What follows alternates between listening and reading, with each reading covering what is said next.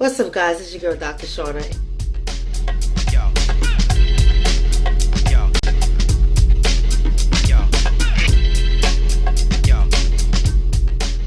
And I am here once again. I'm going to try to go live with this. I'm on YouTube as well, but I don't know. I'm new to this whole YouTube thing, and I don't know if my computer's frozen. I don't know if I'm live on YouTube.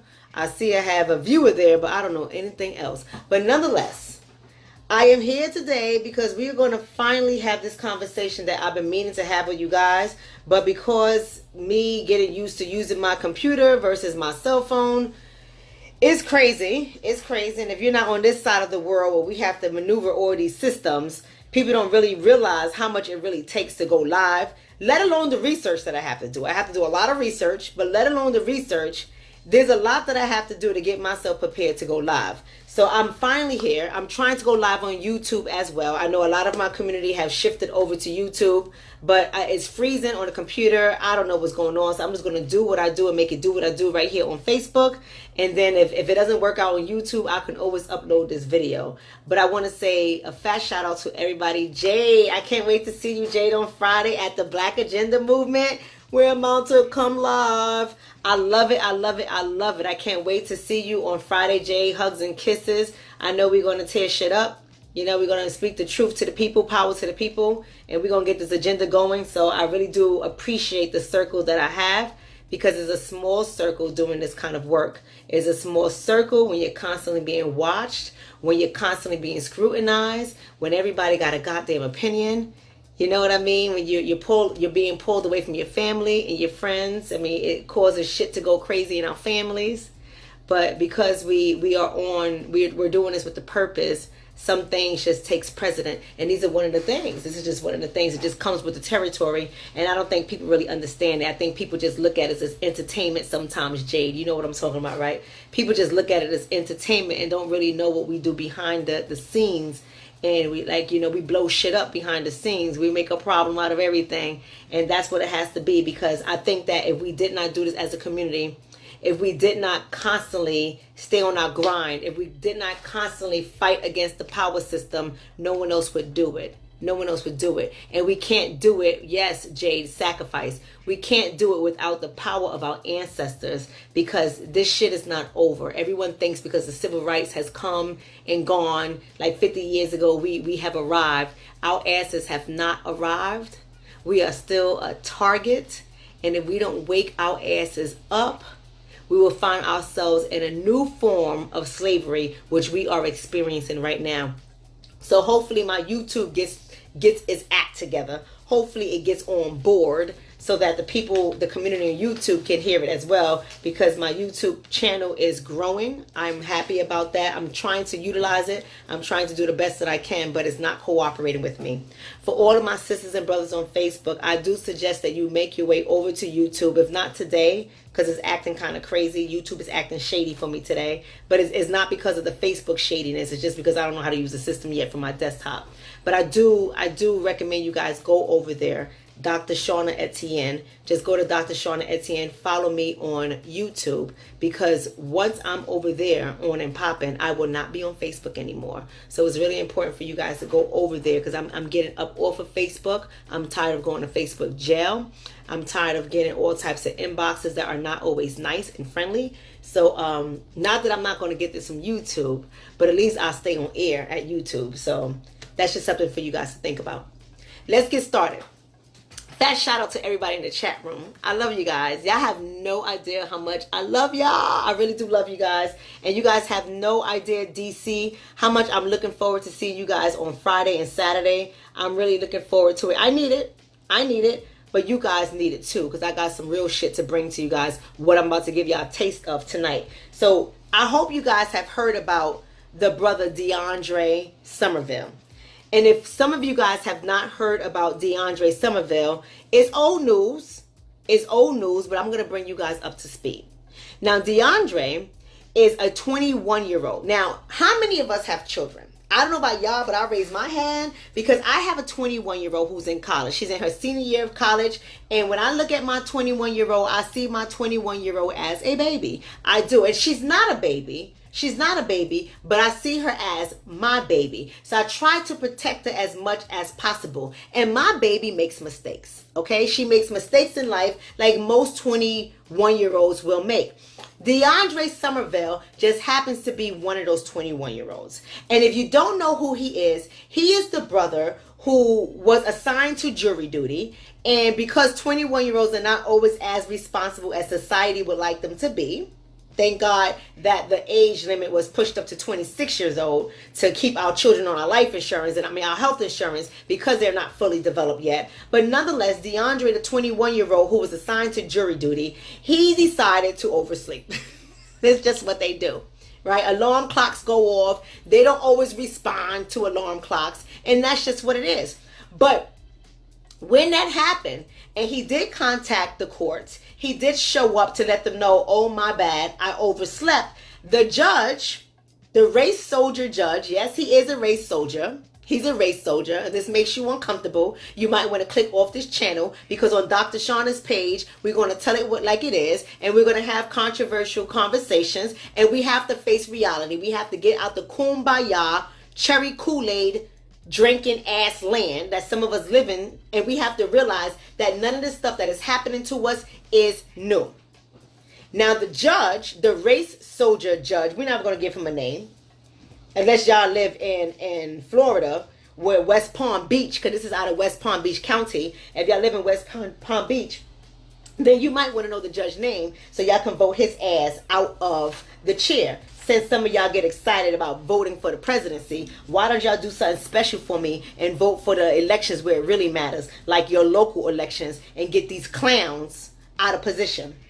But this judge, I'm looking for the judge's name. His name is John Castronakes.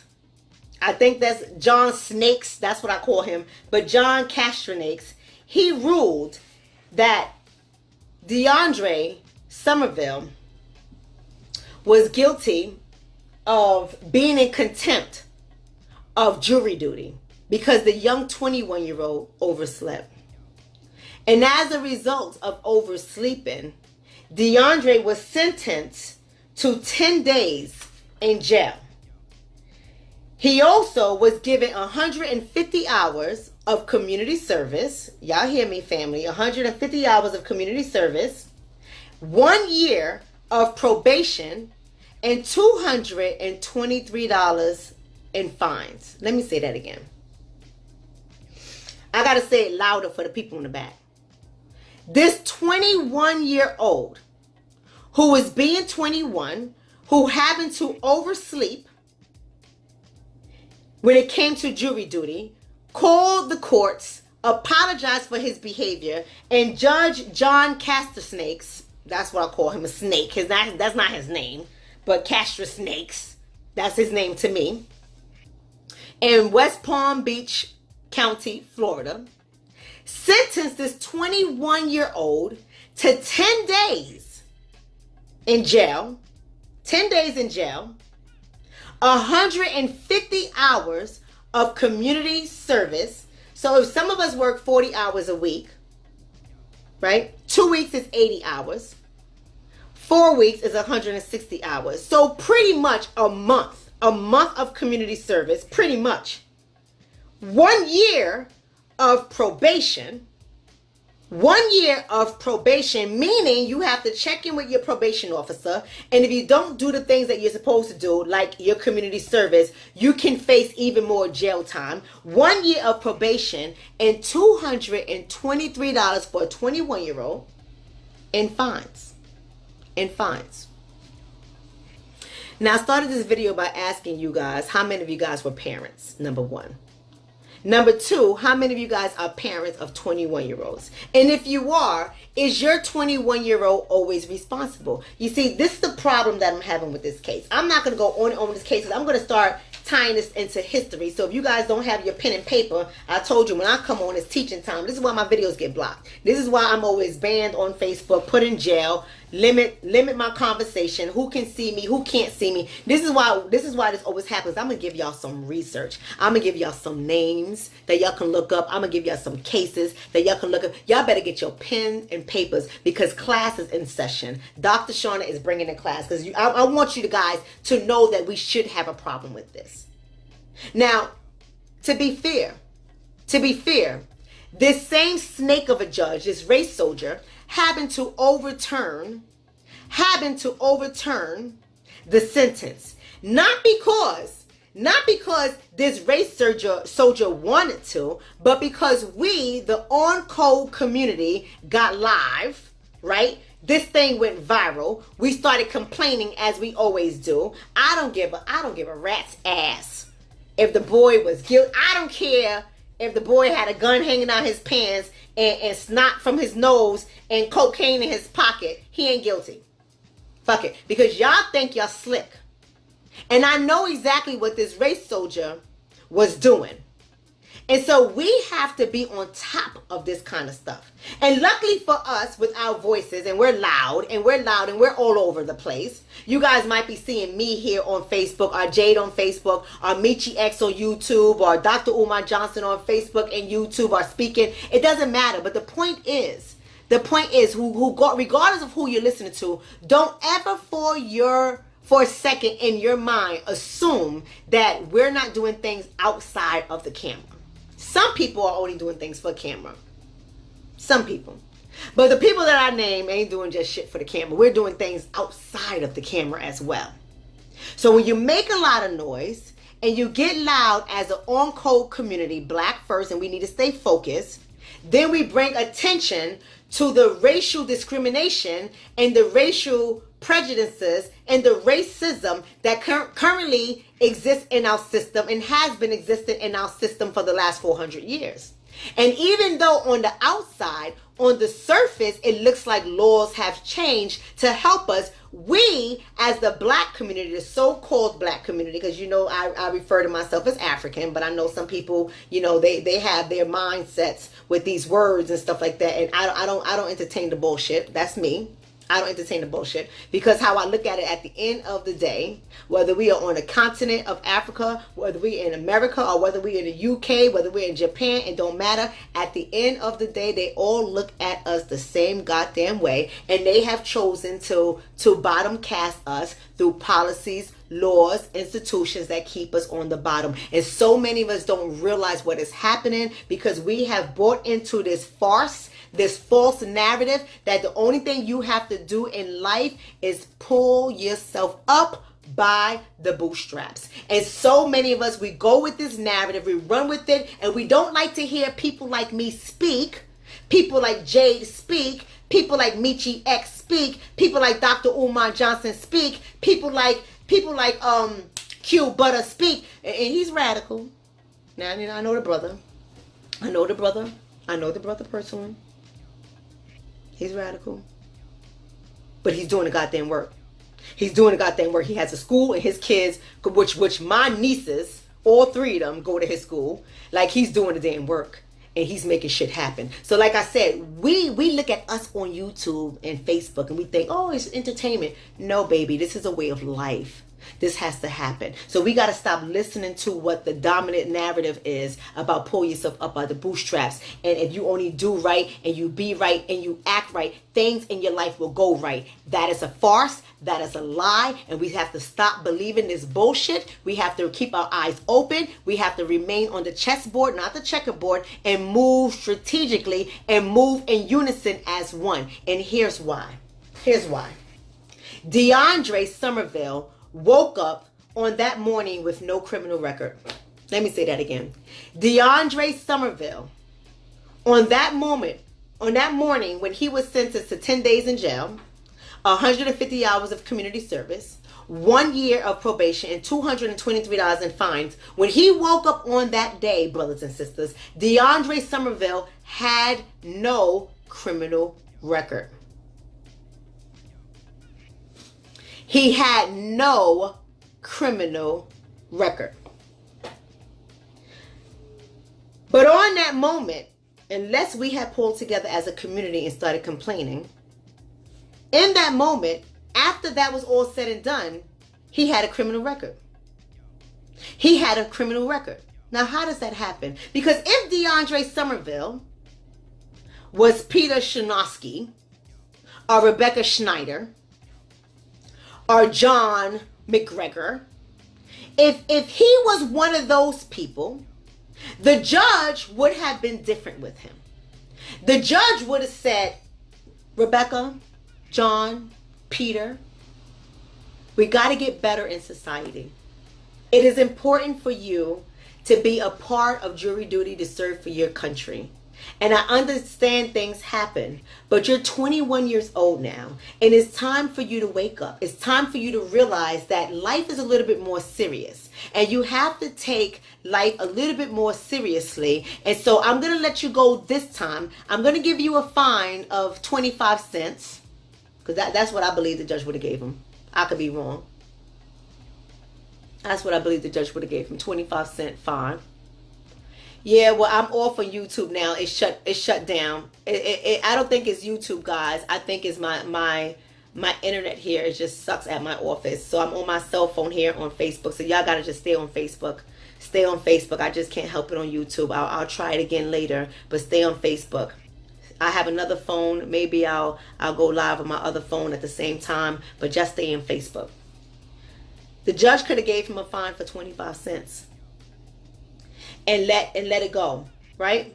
But I see that, Mimi. I see that. I'm going to get to that, Mimi. Give me a second. I'm going to get to that in a second. Because Mimi is saying when he wrote the letter of remorse, then after the judge was getting harassed for the sentencing being too much, then did the judge decide to show remorse. You're absolutely right, Mimi. We're going to get to that.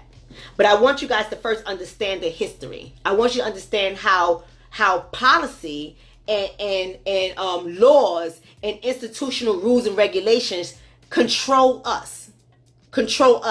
And many of us are sleeping, and we always think this kumbaya, I'm doing great, I'm a good citizen, I don't have a criminal record, I can move about however I want to move about in America and nothing's going to happen to me. A lot of us have that mindset.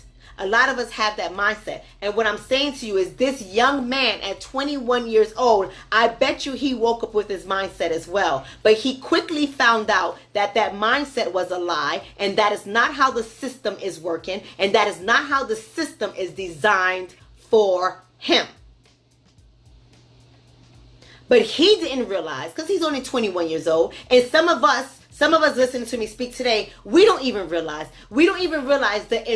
the ingrained history here in America. And I'm not just talking about slavery. I'm going to take you guys through it, so get your pen and paper. The ingrained history that is stacking so many things in front of us that keeps us from getting to where we want to get. And I know we don't like to hear that, because we always hear, when we hear people make that kind of statement, we hear, oh, here we go again. The white man is keeping it down. The white man ain't doing nothing to you. You just need to go to school, get a good education, keep yourself out of trouble, and you will be okay. That's what they said to DeAndre.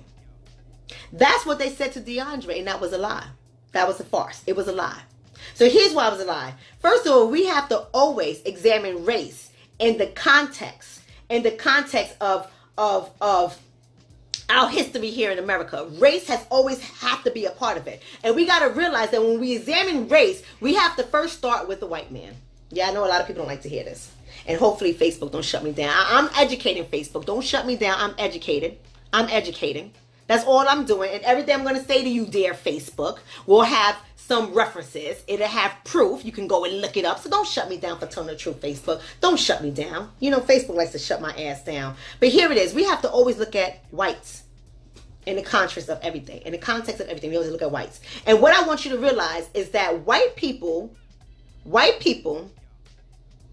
have each and every one of us believing that the only thing you need in life to succeed is hard work, intelligence, courage, bravery, and a little bit of luck. Because they walk around believing this shit. Right? And we have people in my generation, white people in my generation, I'm in my 40s, I'm a 70s babies, right? So we have white people that grew up at a time that I grew up. And they believe this shit because they never experienced what we experience, and they have it in their heads that it only took their hard work, their intelligence, their courage, their bravery, and a little bit of luck for them to get to where they are.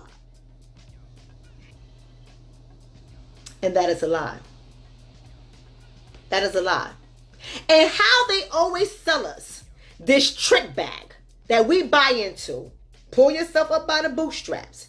Just work hard, go to school, stay out of trouble, use your mind, be intelligent, be brave, take risk, and meet people, because you never know who's going to get you into those doors. This is what we have come to believe as a people. And I meet so many people, and they say that to me to this day. They believe that. I meet so many people that look like me, and this is what they believe. And I sit down there and I really do laugh. I really do laugh because I know what's up.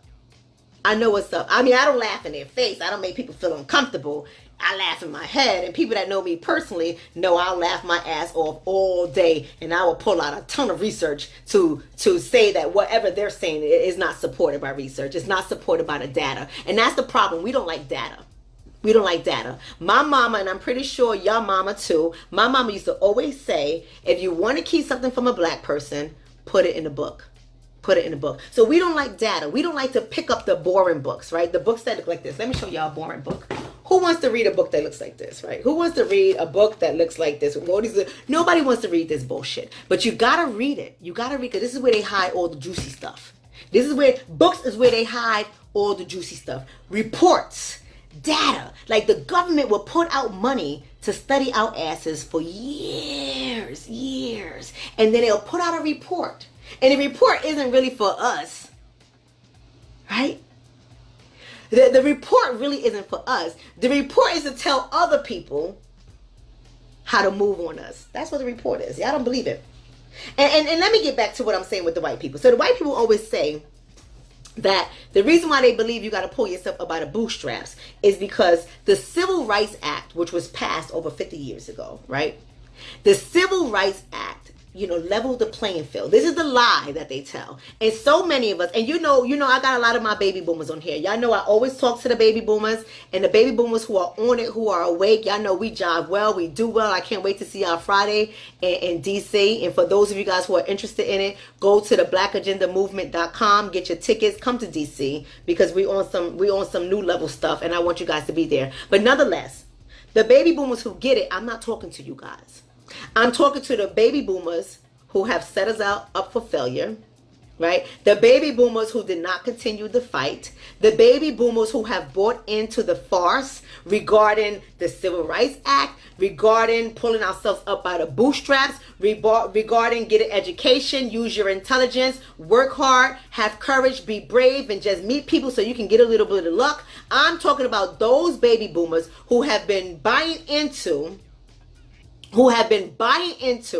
the trick bag narrative that has been trickled down to us by the dominant society, and it has been sold to us with flowers, and it smells good, it looks good, but it's a crock of shit. It has poison in it, and we keep on eating it. I'm talking about those baby boomers who have eaten it, who have altered our genetics, our thinking, and had the children like me believing bullshit like that. And then we wake up like DeAndre at 21 years old, and we got a criminal record.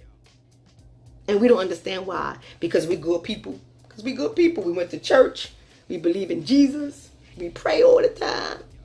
We good people. The civil rights did not level the playing field. I want to say that. I'm going to say it right now, because white people will have you believe, and some black people who are smoking some stuff that I don't know what they on, they will have you believe that the Civil Rights Act has leveled the playing grounds, and it has not. I'm going to prove to you guys how it hasn't, but it has not. What the Civil Rights Act has been for 2019, you know what? Go back to 2012 when they murdered our brother. Yes, when that race soldier murdered our brother, Trayvon Martin. That's when all of us got the shock. And Trayvon, we had crimes way before Trayvon. But for some reason, the floodgates opened with Trayvon. For some reason, the ancestors said, you guys are not listening, and this is going to be the time for you guys to listen. For some reason, the death of our brother, may he rest in eternal peace, the death of our brother, Trayvon Martin, for some reason, that woke up a lot of us. And when that happened, When that happened, so many of us, including myself, has realized this so-called Civil Rights Act of 1965 has been a thorn in our side. It has been a farce, because everybody else benefits from it but us. But the same people that tell you things are better now, just work hard, get a good education, pull yourself up by the bootstraps. Those same people, y'all know who I'm talking about, the people that say that, those same people, the white people, that say stuff like that, are the same people who cringe at affirmative action and racial preferences. They are the same people that make a big deal out of affirmative action and racial preferences. These are the same people that were the original recipients of welfare. Okay, y'all know what I'm talking about. I know I'm going crazy, but I'm going to break it down for you guys.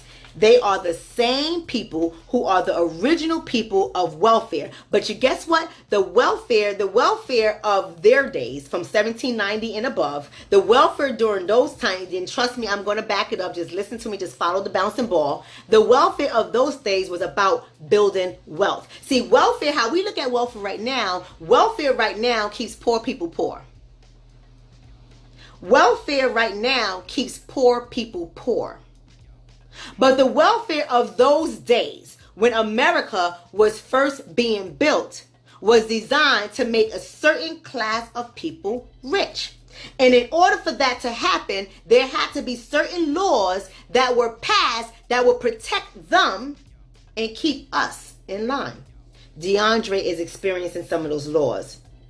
DeAndre is experiencing some of those laws because white people have gotten ahead in life due to racial preferences. The same thing that they fight against, that they don't want us to have. They don't want us to be a protected class of people because of this trick bag politics of a colorblind society, and we're going to get into that, which lies to us. They don't want us to have any racial preferences, anything that says those of us who have a lineage here in America, those of us who have come from ancestors of a lineage that have built this country, we don't want to have them as a protective class of citizens. They may not say that verbally out of their mouth, but all their actions, their policies, their laws, everything tells us that. And the reason why I say that is because white people, they know what happens when racial preference is given to you, because they have gotten ahead. And somebody say, well, Dr. Shonna, that's not fair. Not all white people.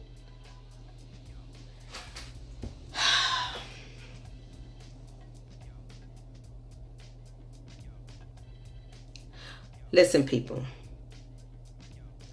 What happened in the 1700s determine where white people are right now in 2019. And we have to recognize that. We have to realize that. What happened in the 1600s determined where white people are right now today. And how they got ahead in life was because of racial preferences. See, white people created whiteness. White people created blackness. We didn't create this stuff. This is what they created. And they had to create that so that they can get preferences because of their whiteness. So they can get institutional preferences. So they can get systematic preferences. So they can get political preferences based off of their whiteness. Are you guys following the bouncing ball? So just think about everything in the framework of DeAndre Somerville. I'm not off topic, but you got to understand the history so you can understand why DeAndre experienced what he experienced. Right? You got to understand that history. And the very first case of affirmative action, that came in the 1600s. So the same people that want to get away with affirmative action, that does not want racial preferences, that does not want us to have to benefit from being classified as a protected class of people, the same people who are fighting against it are the same people that benefited from affirmative action in the 1600s. What am I talking about? Let me help you out. So y'all do know about indentured servants, right? And you do know about the Europeans that were sent over to this country as indentured servants, because whatever they did in their European country got them sentenced or got them in trouble, and they had to come over to America to work off their servitude. And that's how many of them at that time in the 1600s, that's how many of them have come into this country. Not all of them, but many of them, for that reason. Right? But what happened was these Europeans who were indentured servants, they were eventually hired. Here's the affirmative action right now. After they served off their sentence, their servitude was completed, they were eventually hired, many of them, as overseers and other type of positions that were designed to keep the enslaved Africans in line, to keep them in place, to keep them producing and working. And if they didn't listen, they were given a severe consequence. And it was usually given to our ancestors by these indentured servants who have completed their terms, and now they were hired as indentures, as overseers and other positions as such. Okay, so we have to understand that that's what happened. They were given rights, they were given entitlements, and they were given additional opportunities for them because they were helping to keep the enslaved Africans in place. Y'all got that? You look it up if you don't believe me. Look it up.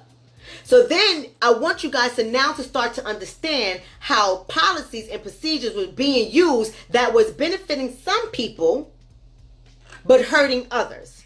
So when people create these policies, they create these policies in mind, not because they really are taking the equal opportunity approach. See, that's the trick bag that we have been sold, that we continuously buy into, that when these policies are created, they're fair. America has never started with fair policies. America has never started with fair policies. America has never recognized the black man, the black woman, and the black child as an equal partner in this game, in this citizenship. America has made immigrants that came, European immigrants that came to this country, more of a priority than us when they created whiteness.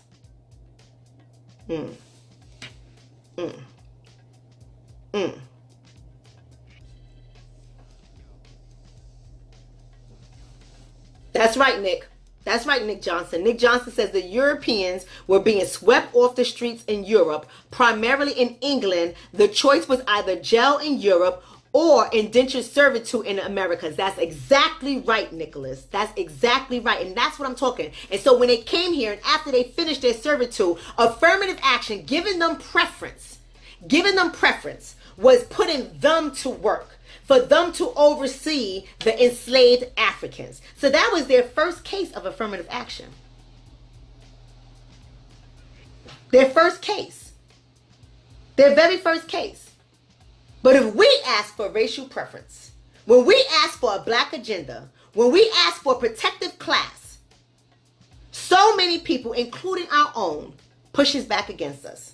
So many people, including our own, cannot even stand to hear us say stuff because they lack the knowledge and understanding. But let me tell you what else, how else they benefited. So let me take y'all to 1830. I hope you guys are writing this down. Somebody need to write that in there, right? That's right, Earl. Earl said we got their trash. Let me tell you something, if you can even call it that. Shit, they didn't even let us get his trash, because if you find the right trash can, you might be able to get some nutrients out of it. If you're hungry, you might be able to get some bread out of it.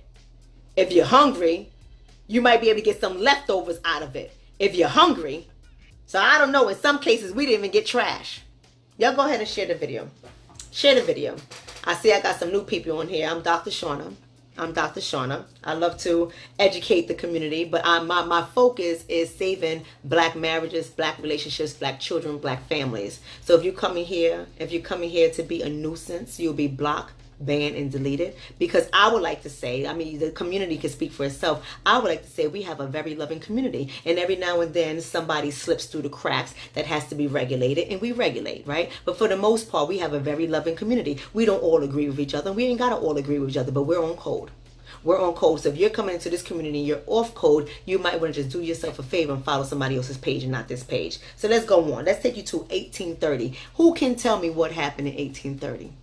Who can tell me what happened in 1830? I mean, a lot has happened in 1830, but I want to draw your attention specifically to the 1830 Indian Removal Act. The 1830, somebody write that in there. The 1830 Indian Removal Act. And why that act is important, because I'm hoping you guys begin to understand is how policies shape laws and how laws are used to benefit some and hurt others. Right? That act, the Indian Removal Act, was an act that was designed to give the land that the Indians had, the American Indians, the land that they had. It was designed to give the land to white settlers at no price. So to take it from the Indians and give it to those who were settling here, who were white, for free. Why does that matter? See, you gotta just follow the bouncing ball. Follow the bouncing ball. It matters not only because it was forced removal, but what I want you guys to understand, and I say to you guys all the time, I'm going to say it again. If you can get your hands on real estate, if you can get your hands on land, that is the best way to go. You gotta study the very people who oppress you. You gotta study them. You gotta see how they move on the chessboard. They will take your house if you owe 50 cents to the government. It is on purpose.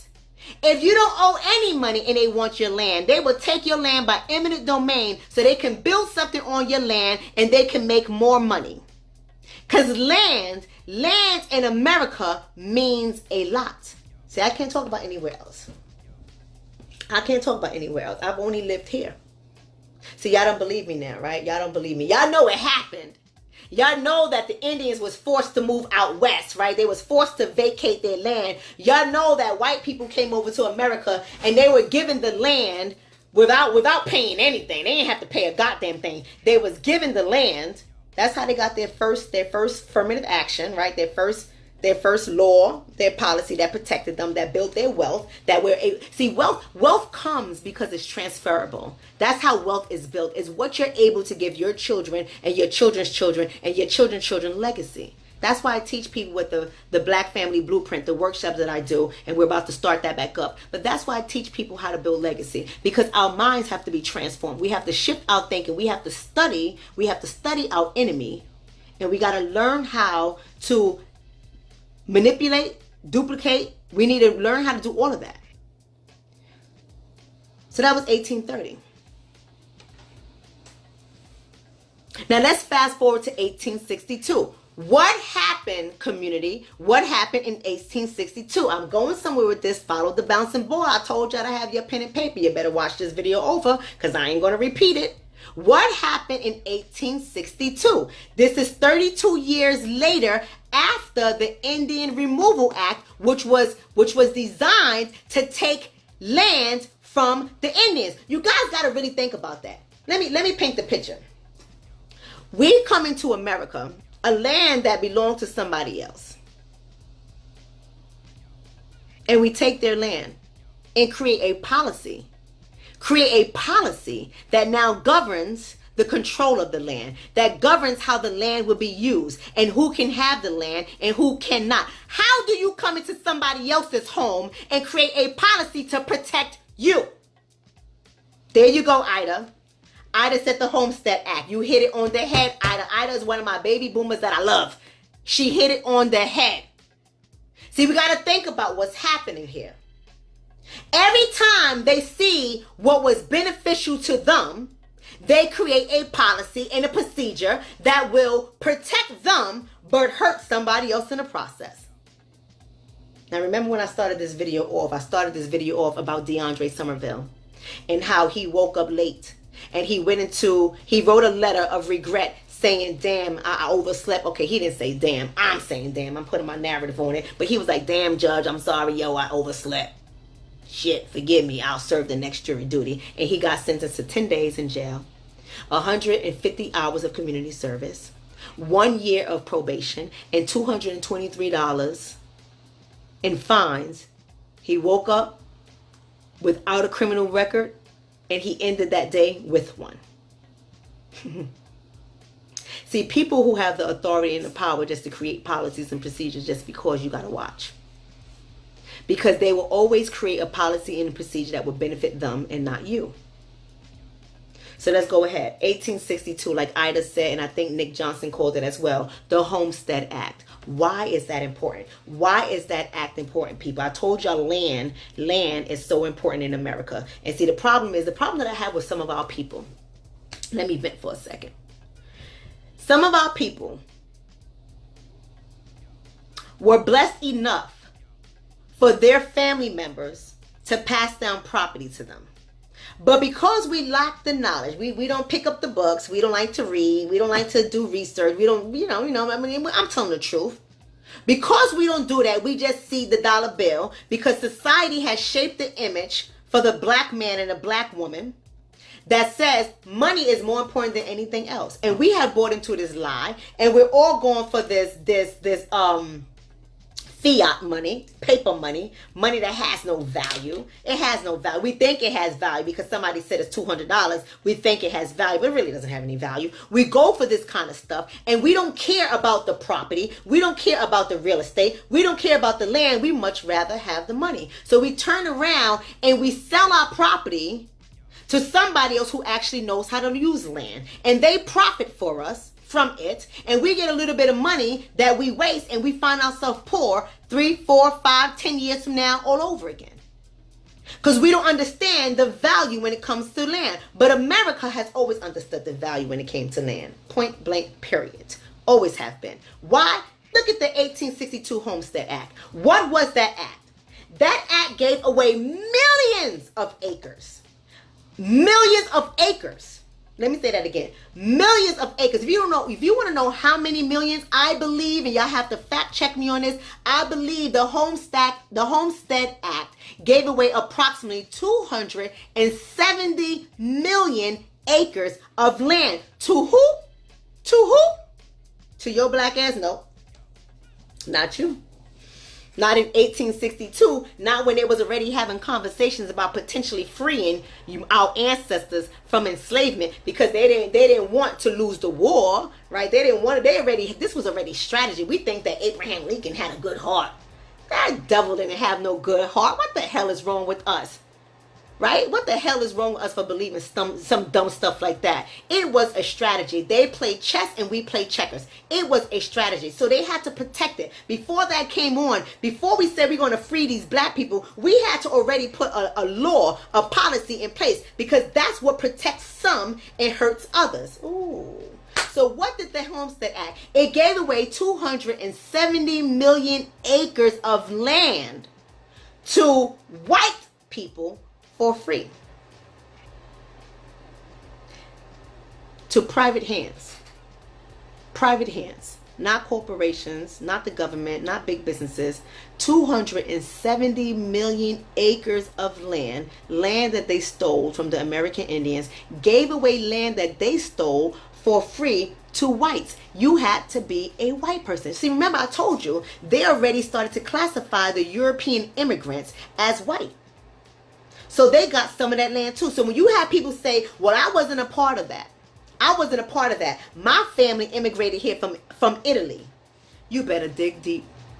See, nobody wants to be a part of racism. Nobody wants to be a part of institutional injustices. Nobody wants to be a part of white supremacy. Nobody wants to be a part of discrimination. Nobody wants to be a part of oppression. Nobody wants to be a part of that. So they always find ways to say, well, not me, not my ancestors. We came here fair and square. Oh, we're going to get into that too when I get into the Naturalization Act. We're going to get into that too when I talk about immigrants and how that happened and how the quota system happened and who was allowed to come into this country versus who could not come into this country. We're going to get into that. So the minute y'all start laying down, ooh, I said it, let me back up. You can lay down with whoever you want to lay down with. Let me back up. I'm out of line. Let me back up. You can join hands with whoever you want to join hands with. It's none of my business. I get it. I understand it. When we're uninformed and people say things like, well, his wife is different. She's from Turkey. She's different. Well, her husband is different. He's an Eastern European. He's not white American. He's different. When his parents came here, they didn't have anything. That's what they like to say. And they trick people who don't have the knowledge. And they trick people who don't have the information and the research. And they trick people who don't have the discipline to sit down and read the history. Right? So what happens? What happens? So they start giving away this land, 1862. Isn't that ironic? 1862 is when they had the Homestead Act about giving away 270 million acres of land to white people. That was the criteria. You had to be white. In the 1700s, they already classified the immigrant Europeans that was coming into this country. They already classified them as white. So that was already set up. Just understand, you got to follow the bouncing ball. You got to understand how this system is working, how it is designed. And once you understand that, then you'll understand what happened to DeAndre Somerville and all the other DeAndres that might wake up late at 21 years old and end up in jail with 1 year probation and 150 hours of community service. Right? So what happens? What happens? So before I even tell you what happens with this Homestead Act, because it's important for you guys to know what happens with this. Before I even tell you why this is a problem, let me backtrack. Let me go back to 1790. 1790 with the Nationalization Act. You see all these acts? See all these laws? They love these laws. I'm trying to tell you. Y'all be like, oh, we got to get Trump out the chair. I don't know. I might vote for Trump. Wake your black asses up. I always say all the time. See, we love each other now because we scared. We scared because the best of us are being shot down. The worst of us are being shot down. The best of us are unemployed with the degrees, doctorates, masters, bachelors, associates, high school diplomas. We're unemployed.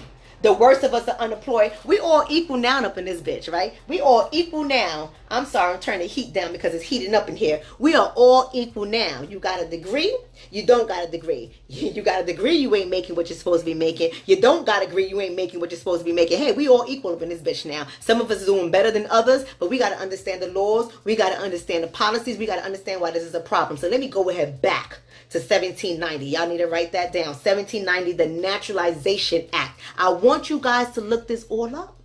And you gotta play chess. You gotta start putting these pieces together. Because what we tend to do, we look these things up and we put these pieces on a checkerboard. It doesn't work that way. You gotta see why does 1790 lead into 1830? Why does 1830 lead into 1862? Why does 1862 lead into 1970? We have to follow all these things. We have to watch everything because they make sense. Yes, Shalom, they're always making an act. It's always an act that's created. So the act, the Naturalization Act of 1790 permitted white foreigners to become citizens.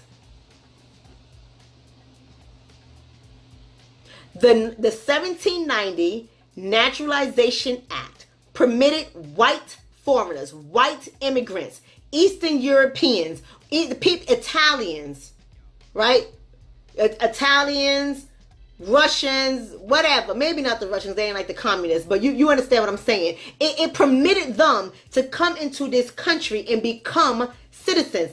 1790, when, brothers and sisters, when were we so-called given our citizenship? Somebody put that in there. Y'all got to look this stuff up. Y'all got to follow the chess game. When were we given our so-called citizenship? I'm not going to tell y'all. I want y'all to look it up. When were we given our citizenship? Because in 1790, the Naturalization Act gave white immigrants their rights to become citizens here in America. And why did that matter? Why did that matter? See, they were given their rights to become citizen in 1790 because it permitted them voting rights. The same things that we're fighting for to this day, right? It permitted them voting rights. It allowed them to serve on juries, jury duty, right? It allowed them to hold office, political office. It allowed them to have property. See, I already told you 1830 1830 was the Indian Removal Act, where they took land from the Indians. 1862 was the Homestead Act, when they gave away acres of land to white people. But 1790 gave them permission, way before they took the land from the Indians, way before they gave away 270 million acres to white people. 1790 gave them permission to have land. It gave the immigrants, the white foreigners that was coming from Eastern Europe and the likes, it gave them the right to have property. You needed to have been a citizen in order to have property. That's why I said I had to back up. In order for y'all to understand 1830, and in order for y'all to understand 1862, you have to understand 1790.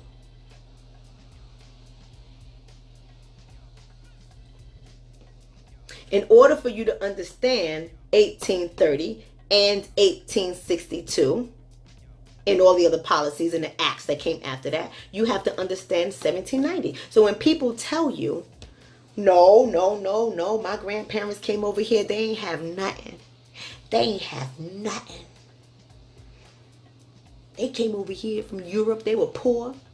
They came from Poland, they were poor. They didn't have nothing.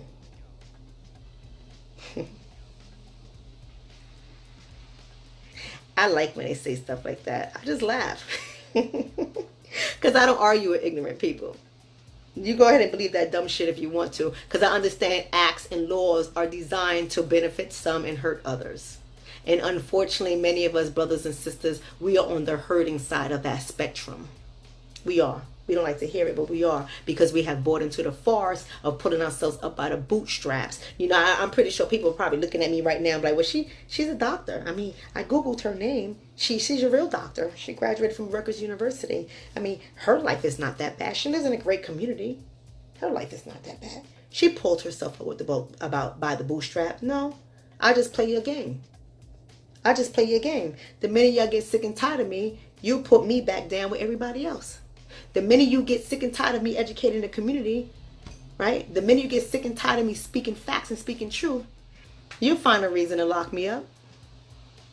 You'll start fucking with me. You'll get tired of me, because that's what America does. That's what America does.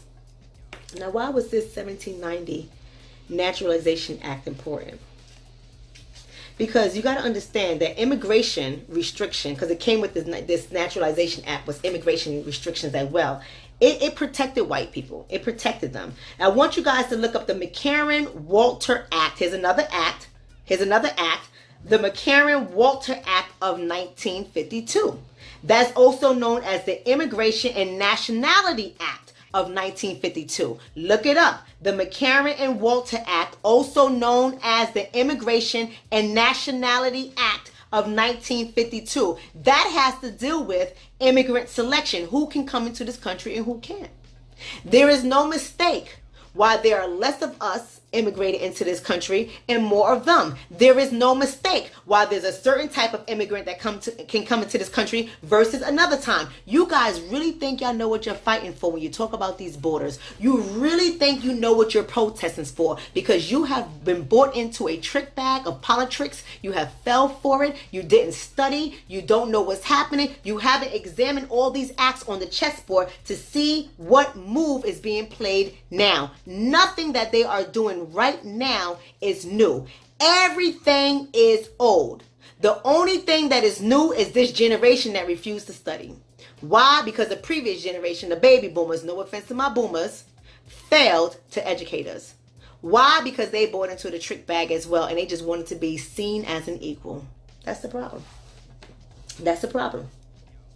There was a quota system that was created that selected what immigrants will come into this country versus who can't. It was a big beef with the Asians during this time. They did not want the Asians in here. So they started creating all these acts, all these laws to control how Asians can move in and out of this country. You better believe it. Then they started taking a certain type of Asian. If you was this kind of Asian, you can come in. It was playing all these kind of tricks and all these games. And the reason why they can play these tricks and these games with us is because they create acts, they create laws, they create policies. And we have no choice but to play along with it, because this is their world. As my mama would say, you living in the white man's world. You better study the white man. So mother used to say. And you got to understand that that Immigration and Nationality Act of 1952, that act was designed to prevent new immigrants, listen to what I'm saying, you hear it right now that's happening in this world. It was designed to prevent new immigrants from becoming unwanted competition for American laborers. What is the problem now? Everyone says that we open up these borders, and we don't control these borders, we are going to lose our jobs to immigrants. And then you have all the liberal people, both black and white alike, saying that that's a lie. That's not the truth. You're creating pandemonium in the society. You're tearing us apart. You're dividing us. They're not stupid. They know why they created these laws and why they created these acts, and they know exactly what's going to happen. We are the ones that like to believe that people have changed. We are the ones that like to believe those robes have been burnt to the core. We are the ones that like to believe, well, that was our ancestors. Now we are a colorblind society. We are the ones that like to believe dumb shit like that. That stuff is a lie. Stop believing lies. See, if you believe a lie long enough, you begin to believe it. It has always been about Americans losing their employment to immigrants. It has always been about that. And when they say American laborers, they're not talking about your black ass. I know y'all don't like to hear it like that, but that's the truth. They ain't worried about y'all losing employment. Not y'all. Shoot, not y'all. Let's talk about the problem. What is the problem that I'm seeing right here? I got to get on out of here, but let's talk about the problem. You got to understand, here's the problem with this all. The U.S. government intentionally and willfully withheld land from black people. We were able to be given that land, but they didn't do it. They withheld it on purpose because they know the value of land. And they know as long as you own land, you have authority and power to make the rules. I want to draw your attention to General Sherman's Civil War plan. I know some of y'all know about General Sherman. Hopefully I can get through it. I'm going to stop with all my other narratives. I'm just going to go right through it. General Sherman Civil War plan. Somebody write that in there. Yes, Nick. Immigration was never good for ADOS. Never good. General Sherman's Civil War plan. Now, I know y'all all heard about the 40 acres and a mule, but how many of y'all really know the story behind it? See, here's the first case. The General Sherman Civil War plan, when in reference to black people, here's our first case of, well, maybe it's not the first case. It's not the first case, but here's a notable case of Stockholm Syndrome. Stockholm Syndrome. Now, y'all know what Stockholm Syndrome is. I hope y'all do. That's when you start to love your oppressor. You start to identify with your oppressor. You want to protect your oppressor. You start to, love your oppressor to the point where you don't want to see anything bad happen to your oppressor. And that's what happened. General Sherman, I don't know why he's paraded around to be such a good guy. We love to parade this guy around. America loves to parade this guy as such a good guy. But in fact, this man was not an abolitionist. He did not want to end slavery. Let's not make it a mistake to believe such a thing like that. This is a man that declined to employ black troops in his army. This was that man. He was not an abolitionist. He did not believe in demolishing slavery. Yes, he advocated for certain things, but it's not like he was like slavery is wrong. He never spoke out against slavery. He had a military campaign that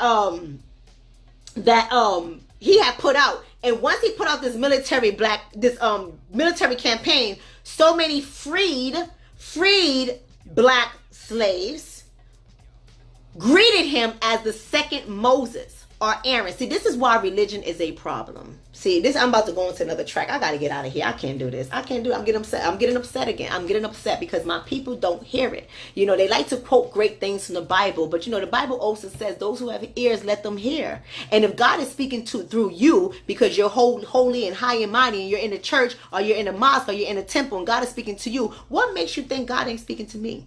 What makes you think God ain't speaking to all of us and trying to teach you? But the problem is, you so busy worshiping your pastor, your imam, right? Your rabbi. You're so busy putting these people on a pedestal that you refuse to look up the information for yourself.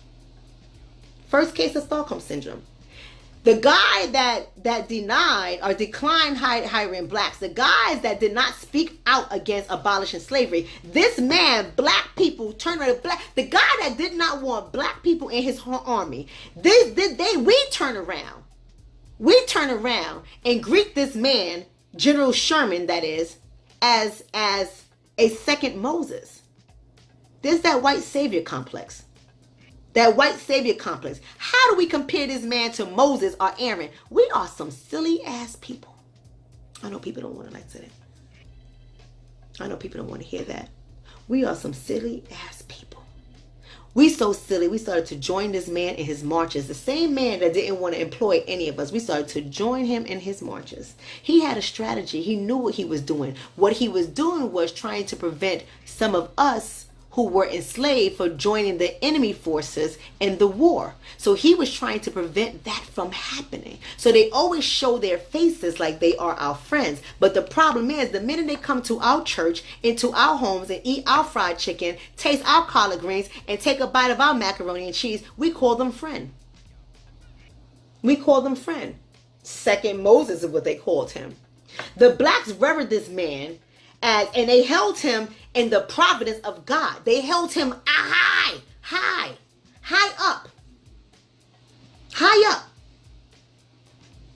So once that happened, once he gained their forces, they were marching with him, they was reverencing him as God, comparing him to Moses, all this crazy stuff that we do. Sherman issued the Special Field Orders number 15. That's when the settlement came to give 40,000, listen to me here because you guys got to really hear this part, 40,000 freed slaves, only 40,000, not all of the freed slaves, 40,000 freed slaves. Those are the ones that were walking with him. Those were the ones that was upholding him as Moses. Those were the ones that held him in the providence of God. Those are the ones that saw him as their savior. Those ones. The ones that would protect him. The ones that were suffering from Stockholm syndrome. It was those ones that he gave the settlement of 40,000 freed slaves and black refugees land that was appropriated from white landowners in South Carolina, Georgia, and Florida. Let me say that again. South Carolina, Georgia, and Florida. Those were land that was set aside for them who walked with him. Despite the fact that he was not an abolitionist, despite the fact that he agreed with slavery, despite the fact that he refused to employ black soldiers in his army. Do y'all hear me? But guess what? Because the government knows the sacredity of land, because they know the power that's attached to owning land, the U.S. government reneged. So I don't care what General Sherman says. Y'all black asses ain't getting 40 acres and a mule. And they revoked it. And who's the they? It was revoked by President Andrew Johnson.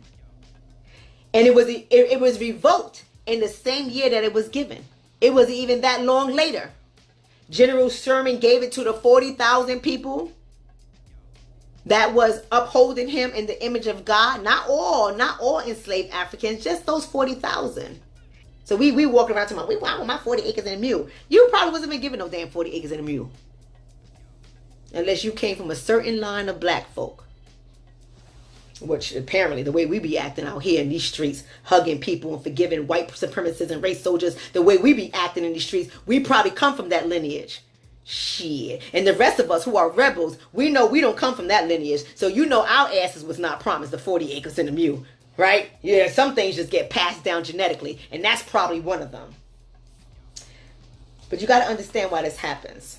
The reason why we're not getting land. You got to understand why DeAndre Somerville woke up without a criminal record and went to sleep with one. You got to understand why that happened. why that happened. I don't know, Sharice, why your video stopped. Everybody's still on, but you already know Facebook messes with me. I don't know why your video stopped. The reason why that happened is because blackness is the systematically engineered condition. Blackness is a condition. You hear the late, our ancestor, he's now our ancestor, Dr. James Baldwin has said it best. He said that whiteness is a mindset and blackness is a condition. White is a mindset and black is a condition. Blackness is a systematically engineered condition that continues to benefit whiteness. So they cannot give you land. They cannot create you as equal. They cannot rise you up. There's always going to be a select few of us. I believe, if I'm not mistaken, somebody's going to have to fact check me on the percentages. It's either 0.5% or 1% of black people that fit into that category. That's very small. If it's 42 million of us here, and roughly out of the 42 million of us, 38 million of us have lineages coming from slavery, chattel slavery in America. That's where our lineage come, 38 million of us. If we say 1%, if it's just us, because you know the 1% can include the other 4 million that's not part of the those who have lineage here. But the point is, if it's 1% of 38 million, do you know how little that number is? Small. It's a small number. If it's 0.5%, it's even smaller. It's even smaller. But it's done that way systematically, through laws, through acts, through policies, systematically, where they get to choose who gets to benefit from it and who is going to be hurt by it. And these acts, this blackness being a systematically engineered condition, is supported through discrimination and racist policies and laws. And that's what DeAndre Somerville experienced. As I begin to wrap this up, I'm about to get out of here, guys. Give me 10 minutes and I'm gone. Give me 10 minutes and I'm gone. So what do I mean when I say blackness was systematically created? That's why I identify myself as an African woman, or most of the time I say I am of African descent. I say that intentionally on purpose because I don't subscribe to this ideal of blackness, but I use the word black because many people, that's a language that they understand. They give a lot of credence to that. I don't give credence to, because blackness is a condition. It's a systematically created condition. And what I mean when I say systematically created, we can look at things. I'm going to write some things. I'm not going to go into it. You're going to have to do your own research, but I'm going to put it down. I know y'all heard of the New Deal. Somebody writing a New Deal. And if you have not heard of the New Deal, I suggest you research it. Because you have to understand when the New Deal came about, it was a trick bag politic. It was a trick bag scheme to get our votes. What's going on, Jennifer from London? What's going on, sister? It was a trick bag politic to get our votes. The New Deal. But even that New Deal directed wealth to white families. Look it up. I'm not making this stuff up. And the New Deal during that time that directed wealth to white families continues to shape life opportunities and chances today for white people. All in the policy. All in the policy. But if you don't look it up, if you don't know what you're talking about, if you don't understand how these laws are created and how they continue to hurt us and harm us, and you get little trickle-down economics, we get trickle-down benefits, and we think we're doing something big. We think we're doing something big. Well, a lot of us, we like trickle-down politics. Oh, I'm going to vote for example, I'm going to vote for Bernie Sanders because he's going to take away my college loans, and I like that. Foolish. You're foolish. You don't know what you're actually doing by saying some dumb shit like that. Do you know that out of the 38 million of us, only 16%, somebody do the numbers. You'll see how small that percentage is. Only 16% of us have college education. So who is it really benefiting? When we look at our 16% versus the percentage of white people who have college education, who's really benefiting from that New Deal? But we rather think individually, oh, how is it going to help me because I'm part of the 16%, yet it's going to hurt everybody else. Everybody else. The 84% that's left of us is going to hurt. Oh, well, that's you. Pull yourself up by the bootstraps. Boo. This is how we think.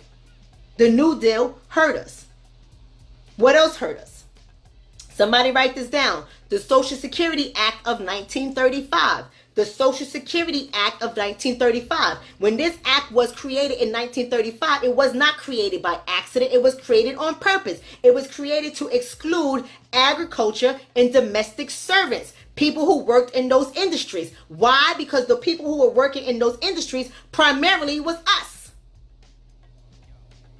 So even though we're working till we old and gray and can't work no more, knees are all messed up, got sciatica down our leg, can't see anymore, cataracts in our eye, they basically were saying you're not going to get a retirement because it doesn't apply to you. This is how they use laws. So that hurt us and it benefited them. This is another act of welfare.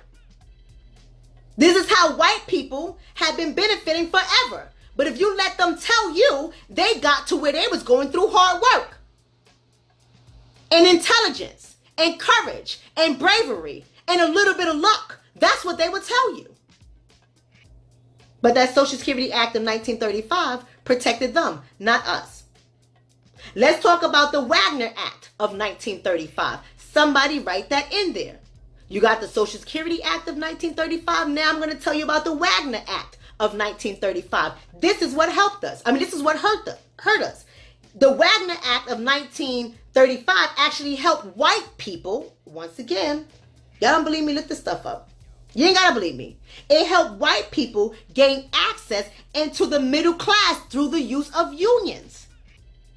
Created unions for the jobs. Through collective bargaining, what salaries they were going to get, what benefits they were going to bid. And see, here we are, we saying, oh, well, I'm a part of the union. But you got to understand that when this was created in 1935, it excluded non-whites all the way up until the 1970s. Didn't I tell you I was born in the 70s? Didn't I tell you I was born in the 70s? If the Wagner Act of 1935 was in effect all the way through until the 70s, that protected them when it comes to their jobs, that increased their salaries, that gave them access into certain communities from bargaining, from collective bargaining, but we could not get it. It was not there for non-whites. Do you understand how that hurt us financially? Oh, that's not enough for you. I'm coming up with all these welfare acts. That's what I call them. They're welfare acts that was designed for white people only, and it hurt us. The other one I want you to write on, I got like 5 minutes and I'm out of here. The other one I want you guys to write in there and look up is the Federal Housing Administration. Look up that policy. Federal Housing Administration. And what that did, it made it possible for white people to own a home. Real estate. Real estate. And not only did it allow them to own a home, it was backed by $120 billion, US dollars, in home loans. The government backed $120 billion in home loans that was set aside just for white people. And how they made that possible to give out the money to certain people in the housing. Yes, Nicholas, they created redlining to keep us out of certain communities. And we could not go for these loans. And these situations are still hurting us to this day. There are mortgage companies that still getting sued to this day for racial discrimination when it comes to loans. But we don't realize the reason why that happens because real estate and land is how you build your wealth. But yet we selling our family's house. We're selling our family houses.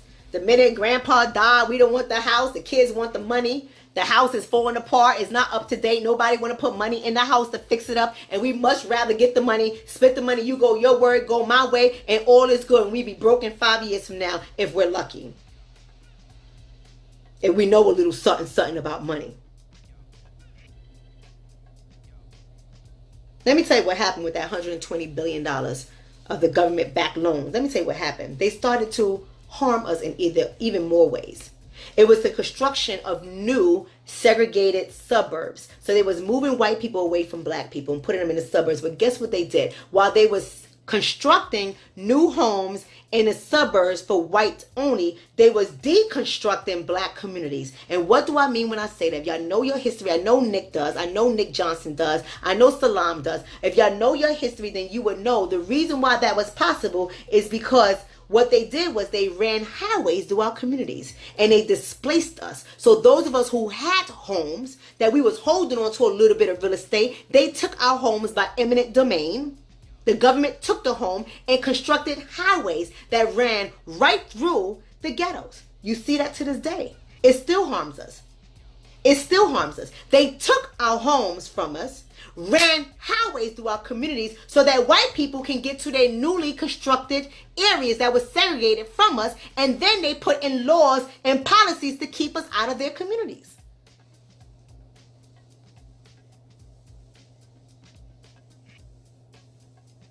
And to this very day, majority of the white neighborhoods still remain segregated.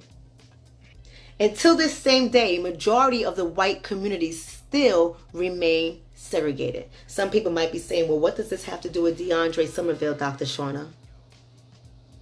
The reason why DeAndre was able to get that sentence was because of policies that were used to benefit some and hurt others.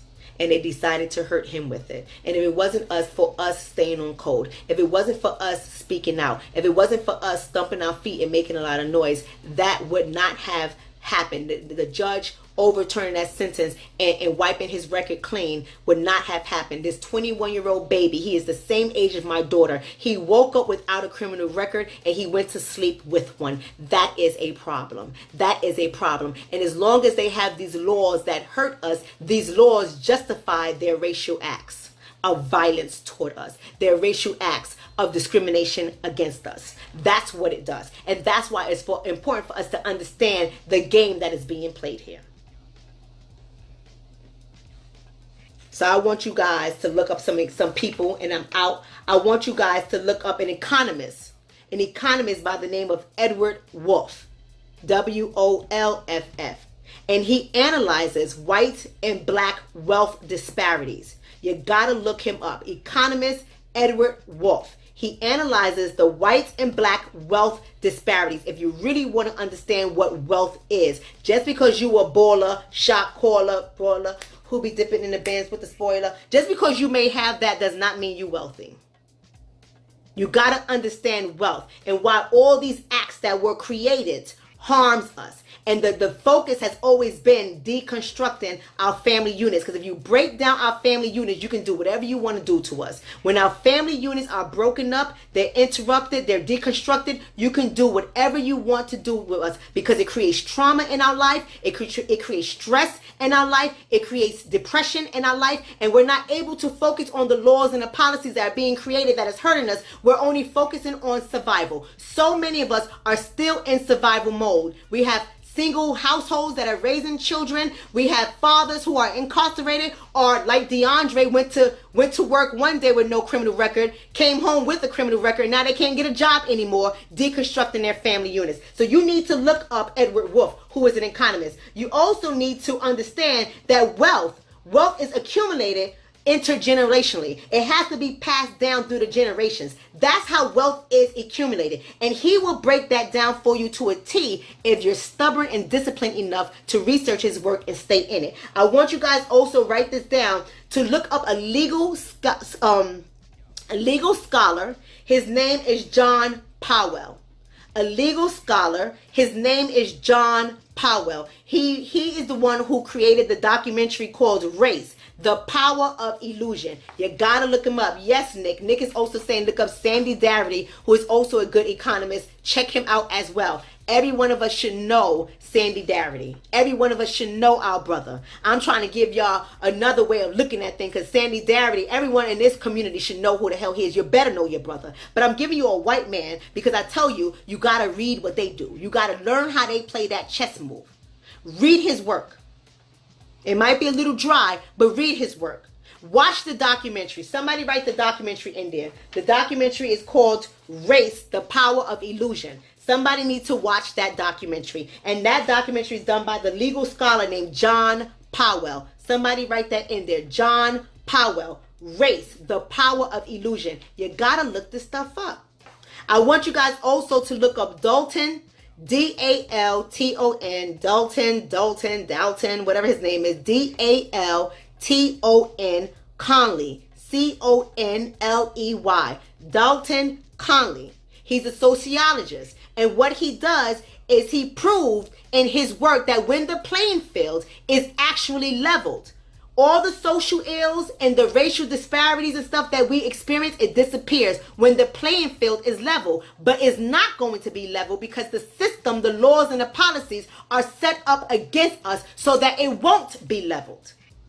But when he studied a group of people, when he matched them up perfectly, what he sees, when it's leveled, we actually perform better in all areas of life. In all areas of life, including health. In all areas of life. We do much better. So here's the problem that I have. We like to say these things are a colorblind society. We like to say that this is just, this is not everybody. That was an isolated incident. What happened to DeAndre Somerville is an isolated incident. That is a lie. And when we operate by these colorblind policies, we fail to realize that colorblind policy actually hurt black people because color-coded practices, listen to what I just said, color-blind policies actually hurt black people because color-coded practices still exist and still benefits whites. Had DeAndre Somerville been white, his ass would not have been sentenced, given probation and a fine in community service. That would not have happened had he been white. But we like to uphold this farce of a colorblind society without realizing that there are still color-coded practices that continue to exist that benefits white people and hurts black people. That's all I have for you today. I gotta go get my child. I hope you guys enjoyed today's lesson. I hope you wrote everything down. We have to be informed because the elections are coming up. The elections are coming up and you guys are buying into trick bag politics. And if you can't say that you're black first, you can't say that we're on code, you can't say that we are a community, you can't say these things, and then turn around and vote for people that's only going to benefit you, the individual, and not us, the collective. Everything that white people do, they do as a collective. Every policy and law that they create it to protect themselves. And they do it because they move uniformly. They don't look at divisions among us. They say, okay, you may be European, you may be an immigrant, I may not like you, but we're going to make you white and we're going to roll together. That's what they do. And that's what we need to start doing. We need to start doing it. Because if not, there's going to be more DeAndre Somervilles, and do not be surprised if one of them is you. So go ahead and share the video, like and follow us here on DrShonna. Just keep it professional. Don't be calling people names. Don't be doing crazy stuff, because if you do, you get blocked, banned, and deleted on this channel. We don't have to agree with each other, but we need to be respectful. And the minute we start taking shots below the belt, I will block you. I don't have time for that. That's why I still look young. You see me? That's why I still look young, because I don't got time for the nonsense. If you want to learn, you're going to learn. If you want to grow, we're going to grow. If you want to be here because you're angry at yourself in your life and you want to start with people, take that shit somewhere else. I hope to see you guys on Friday in Washington, D.C. at the Black Agenda Movement Tour with my girl, Michi X, my dude, Q Butter, my girl, Jay Arendelle, my boy, Michael Emotep. Those are my people. We are on deck. I will see you guys in DC with the Black Agenda. It's about to get live. Like the page, DrShonna. Share the video, despite what your friends may think is an educational video. Let them learn a thing or two. I love you guys all. Peace and blessings, love and light. I'll speak to you soon.